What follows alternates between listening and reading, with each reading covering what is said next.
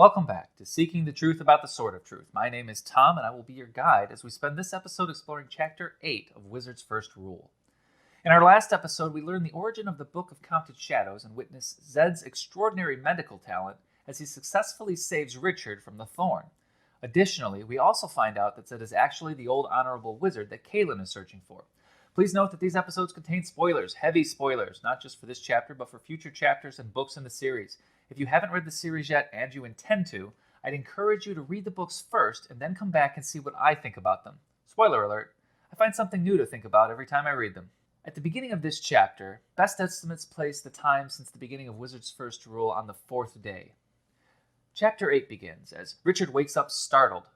In an article for ScienceFocus.com about what makes people wake up startled, Susan Blackmore describes this action as a myoclonic jerk. Normal human sleep is broken up into 4 stages that cycle throughout the night: N1, N2, N3, and REM. The N1 stage is the dozing off phase, and N2 is where we start to see physical changes such as lower temperature, breathing, and heart rate. On average, half the time of all sleeping is spent experiencing the N2 phase. N3 is the deepest stage of relaxation, where brainwaves settle into the delta phase, and many sleep experts believe that this stage is the most responsible for triggering the body's recovery, growth, and immune responses. The final stage of REM is responsible for our dreams. Brainwave activity increases back to levels similar to when we are awake, and with the expectation of the eyes and lungs, we experience a full-body paralysis called Atonia. This paralysis is responsible for keeping us from trying to act out our dreams while we have them. Myoclonic jerks are often linked to stress and disruptions in sleep patterns. This sentence is mostly explained by Richard experiencing a nightmare and waking up in the middle of it. In Chapter 6 of Stone of Tears, Chapters 6 and 58 of Naked Empire, Chapter 2 of Chainfire, and Chapters 18 and 49 of Phantom, we are told by Richard that he does not remember his dreams. A nightmare can seem vivid and real, often becoming more disturbing as the dream unfolds. Since Richard never remembers his dreams, it makes sense that as a narrator for this part of the story, he has nothing else to add, except the physical description of his experience. Additionally, Richard's lack of concern for the physical effects triggered by waking up this way point to a pattern of behavior that he is accustomed to. Goodkind follows the same literary structure for the beginning of this chapter that he does for the beginning of the novel. Richard is waking up from an extended period of unconsciousness, and unconsciousness is a lack of connection to logic and reason. In an attempt to re-engage with logic and reason, Richard grounds himself with the 5 senses: the warm temperature in the sense of touch, light as his sight. He feels the tooth using his sense of touch. He smells the fresh air using his sense of smell. Kahlan laughs and he uses his sense of hearing, and we can practically taste the spice soup that is cooking nearby. Richard defines the room as he wakes up as his room. After the death of Richard's mother, his father's career had him spending time away from home traveling. Given the relationship shared by Zedd and George Cypher, the loss of his mother at a young age, and the fact that Richard has a dedicated room in the house of a family friend, it's safe to assume that Zedd took on his share of babysitting while George was away. This assumption is supported when Richard references being familiar enough with the knots in the wood that he could instantly identify where all of the faces were. In April of 2020, EarthSky.org's Human World released an article by Larry Sessions detailing the psychological phenomena of pareidolia.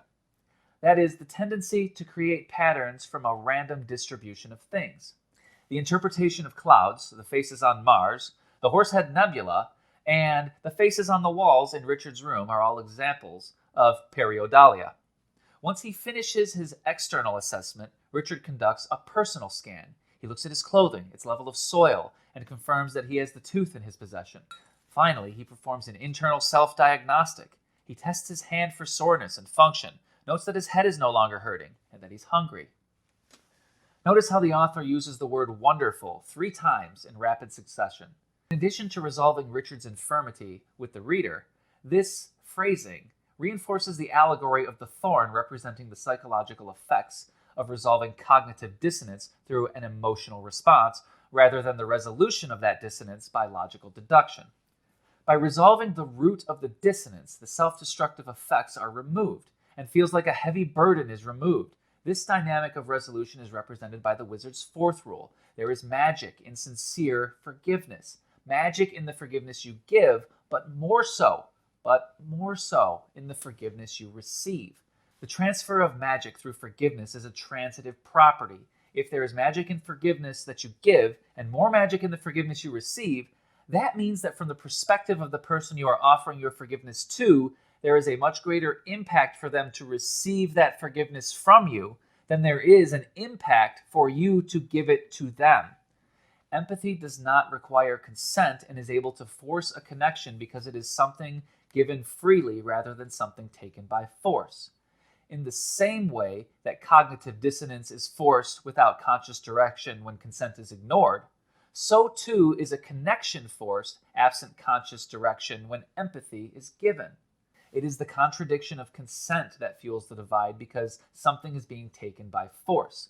The message is destroyed by the method of delivery. Connection cannot be taken. However, connection can be given freely and does not require the consent of the individual being shown that empathy. And while logically we may still choose a different point of view than the one being presented, they will not automatically disagree with the point of view being presented to them strictly in response to the cognitive dissonance that you've created. The removal of the thorn, the removal of the self-injection of cognitive dissonance as an opposing force to whatever you're trying to do, results in feelings of freedom that are so strong they overwhelm the senses and force a recalibration of everything from this new perspective. In the privacy of his room at Zedd's house, Richard begins what turns into a long-standing relationship with baths in the Sword of Truth series. Judging by the temperature of the bathwater, Richard concludes Zedd knew when he would wake up. The author performs a transfer of credibility to Zedd when Richard isn't surprised that his friend would know something like that. During his bath, Richard notices that his hand has healed much better overnight than he thought it would. This is a red herring the author throws out to enhance the impact when it is revealed that Richard has actually been asleep for closer to 40 hours instead of the 20 that he thought. Richard finishes his bath, goes outside to have some cheese and a bowl of soup with Kahlan and Zedd. They tell him how long he was out for and make sure he's healing well. Richard says that he is healing well except for some itchiness, which reminds Kahlan of similar wisdom her mother gave her one time about healing and itchiness, which reminds Richard of similar wisdom his mother gave him about one time about healing and itchiness. In 2014, AdvancedTissue.com released an article titled Understanding Wound Healing and the Itching Dilemma, stating that during the wound healing process, the nerves signal the spinal cord that the skin is being stimulated. The brain perceives those signals as itchy. These nerves are also sensitive to chemicals such as histamine, which the body releases in response to an injury like the one Richard had. Richard compliments Kahlan on her cooking, and she immediately throws Zedd under the bus by revealing to him that he thinks her cooking is much better than his. Richard says that this injustice will not soon be forgotten, and Kahlan goes on to say that Zedd would eat dirt if someone else prepared it for him. To save face, Zedd adopts the first rule of improv comedy by performing a yes and to absorb the slight and pass it along with an added slight of his own. Yes, I would eat dirt, and she is such a good cook that she could make dirt taste good, and you could learn a lot from her about how to cook. The psychology of yes and takes on the form of the logical fallacy correlation without causation. Kahlan says Zedd would eat dirt. Zedd says I would eat dirt, and Kahlan could make dirt taste good. Zedd asserts that because he admits to eating dirt, when he ties Kahlan's cooking skills to his dirt-eating ways, we're supposed to accept his statement on faith because he accepted theirs. Yes, and. While they're waiting for him to finish eating, Zedd employs several advanced interrogation techniques on Richard. Richard notes Zedd's tendency to feign ignorance and uses the establishment of a rapport to gain useful information. This is a weaponization of empathy's ability to attract others to your own point of view. In law enforcement, there is an interrogation technique called theme development. The investigator selects a theme, such as identifying the suspect as a victim of circumstance for the crime, and repeats this over and over, asking the suspect to admit the crime and accept the validation being offered from the officer. Theme development may go on literally for hours, with the interrogator listing reasons he believes the suspect committed the crime.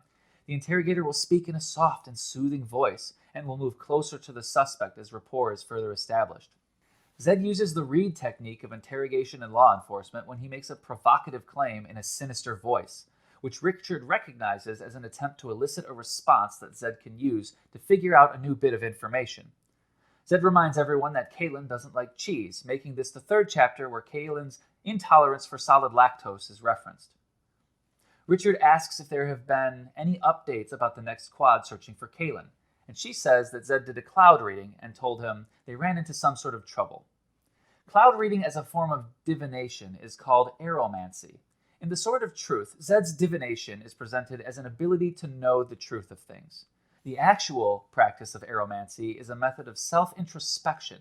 Practitioners use pareidolia to identify shapes in clouds, and then try to interpret those shapes to reveal clues about themselves and their unconscious state of mind.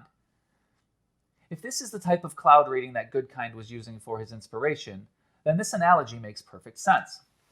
Out of all the characters within the Sword of Truth, Zedd is the most knowledgeable of the wizard's rules. So giving him the ability to expertly read all of the symbols of the introspectively relevant things and then use that knowledge to help others is exactly what a good cloud reader in the real world would be able to do for themselves. Richard asks for a confirmation from Zedd, and he recites his other catchphrase, true as toasted toads, which is a code for, this is a statement you can trust above anything else. Richard notices that if he is not careful, he won't be able to engineer a course of events that ensures Zedd and Kahlan's safety. Richard bites the bullet and tells Zedd that he is his friend, he's in trouble, and he needs his help to stop Dark and Rawl. Zedd tries to pull the old, deflect the focus of the conversation back to having him help them find the great old wizard for them, and Richard, in a reveal that would put Jerry Springer to shame, hits Zedd with the news that he is the great wizard. Kahlan responds like a nearby angry relative and tries to stand up so she can hit Zedd with a folding chair, but Richard quickly makes her sit down and Zedd asks Richard to explain his reasoning.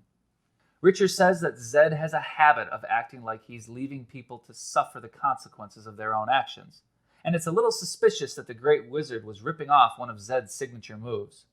Ironically, this is the mirror image of what Zedd was trying to accomplish when he was using theme development as an interrogation technique on Richard. By establishing a rapport with Richard, Zedd has personally identified to having the belief of leaving people to suffer the consequences of their own actions. Richard achieves from Zedd what Zedd failed to achieve from Richard. He then recounts Zedd's reaction to the news of a quad hunting Kahlan as revealing his personal involvement with quads having murdered his wife and daughter. He made that statement on purpose to get a physical reaction from him. Using the Reed technique of interrogation, Richard evokes a response from Zedd and uses it to deduce that Zedd is not being honest about his history. Richard achieves from Zedd what Zedd failed to achieve from Richard. Finally, Richard says that he knows Zedd wouldn't lie to a woman about being safe in his home, and even though he's old and knows how dangerous a quad is, he still makes this promise. This time, Richard recognizes Zedd as a source of unencompassing honesty and integrity, and successfully defends Zedd's attempt to deflect the truth of his history with his cocky old man performance. Richard sees through the deception and concludes that he has always known Zedd was special, and that he considers the old man to be his near and dear friend who he is asking for him to help in his hour of need. Notice how in this section, Richard remembers the most important thing of all. While he makes an impassioned plea and gives a lot of reasons why he thinks Zedd should help him, he makes it clear that he is in desperate need and it is up to Zedd to decide to help him. In this moment, we see tangible growth in Richard's character development. Pre-Thorn Richard imposed his will on Zedd in little ways, telling him to get dressed, telling him to stop cursing, only eventually asking for his consent after gentle prodding from Zedd. This section heavily implies to the reader that it is the solving of this final riddle that was the final test for Richard to be named Seeker. This interpretation goes directly against what Zedd said in the previous chapter. A Seeker doesn't have to be the smartest person. He needs to be the right person. If that's true, why would Zedd require Richard to solve a riddle before he can be named Seeker of the Truth? If being a Seeker isn't an intelligence test, then it must be a test of character. Post-Thorn, Richard realizes there can be no justification for claims made on a person's life just because other people feel they should be required to help. If you're following along in your book about this chapter, take a moment to pause the video and scan the rest of the chapter. Zedd never, not once, identifies Richard's appointment as the Seeker as being a reward for his ability to figure out he was the great wizard. What do you think? Did I get that one right? Let me know how you feel about this in the comments below. Zedd says, "I've never been so proud you got it All right. And I'll be right back. Caitlin needs to rationalize her promise to tell Richard because she wanted to leave immediately after she told him. While the cause is different, this is the same sort of cognitive dissonance that Richard has to process later when he realizes that Zedd is the rightful owner of the secret book. Kahlan immediately rockets through the 5 stages of grief with denial when she tells Zedd not to do it, anger when she grabs his robes to stop him, bargaining when she asks him to choose someone else, and depression immediately followed by acceptance when Zedd reminds her that the Seeker chooses himself, and if he names the wrong person, they will all die. Zedd pushes her aside so he can finish naming Richard the Seeker of Truth. Richard is given the Sword of Truth. The Sword of Truth is a symbol for, spoiler alert, the power of truth. Richard describes the sword as the most beautiful weapon he has ever seen, and how it is a weapon fit for the greatest king. The truth and objectivism is a perfect internalized harmony of many of the lessons laid out in the wizard's rules. While seekers of the truth are those with the potential to reach that perfect internalized harmony, the truth itself is represented as the most powerful thing there is. When Richard holds the truth in his hands, he marvels at its meaning. This is the objectivist equivalent to staring into the face of God. The highest power that explains and resolves all human conflict is the ability to understand the relationship between empathy and cognitive dissonance. Once Richard reaches that state, which was referenced at the beginning of the chapter as a wonderful 3 times feeling, he achieves a moment of nirvana. In Hinduism and Buddhism, nirvana is the highest state that someone can attain, a state of enlightenment, meaning a person's individual desires and suffering go away. Nirvana is a place of perfect peace and happiness, like heaven. This nirvana that comes with understanding of the source of all pain and suffering is represented by the reverent description he has for this weapon. Zedd tells Richard to draw it, and when he does, we learn that Richard has gained the ability to summon an anime-style sword unsheathing sound effect whenever he wants. Richard describes this sound as something he has never heard another sword make, a clear metallic ring that hangs in the air. The clear sound symbolizes the unique sound that the truth makes, and the raised writing of the word truth pressed into his palm, almost painfully, symbolizes the cognitive dissonance that its wielder will draw just by holding it. A fact will create dissonance next to a paradox by its presence alone. The author describes Richard's assessment of the weapon as perfectly balanced, with the perfect weight and balance, like it was made for him. We learn later on that this is because the Sword of Truth was specifically made for Richard with the aid of prophecy. Richard suddenly feels his anger roar to life as the magic of the sword pulls it out of him. The anger has a dual meaning, much like the additive and subtractive magic, and much like the normal function of the Sword of Truth and the function of the white blade. The anger is the cognitive dissonance that is created while the wielder of the truth experiences nirvana. The truth comes from witnessing helpless people who are unable to defend themselves existentially being taken advantage of by those who know how to manipulate them into giving up their free will. There is no greater tragedy in objectivism than the surrender of free will, and it is witnessing the greatest loss of the most precious thing imaginable that triggers a righteous rage with the person who can see exactly how destructive that dynamic is.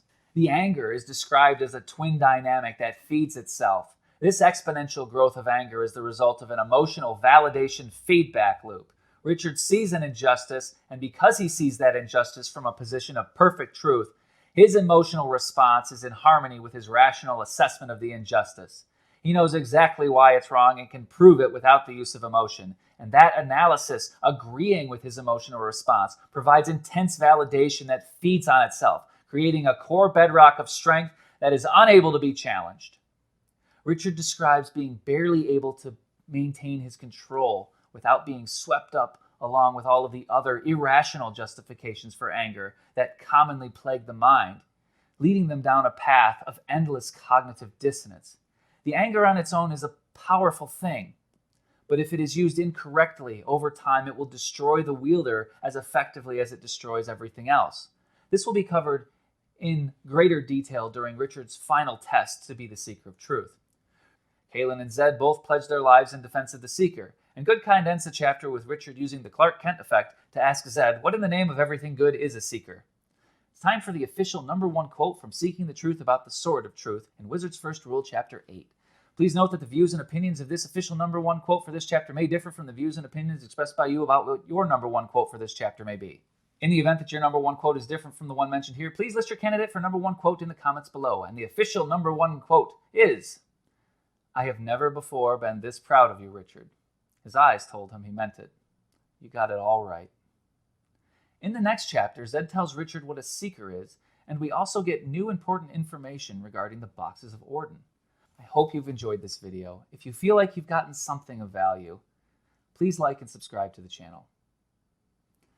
And if you really like it, I ask that you share a link with this video to those who you think might enjoy it as well. If those feelings aren't there yet, I invite you to come back for the next episode and give me a chance to try and change your mind. Thank you for watching. My name is Tom, and I have been your guide. This has been Seeking the Truth about the Sword of Truth. Come and see me next time so that while I am seeking these truths, you can become seekers of that truth as well. Thank you. I hope to see you again.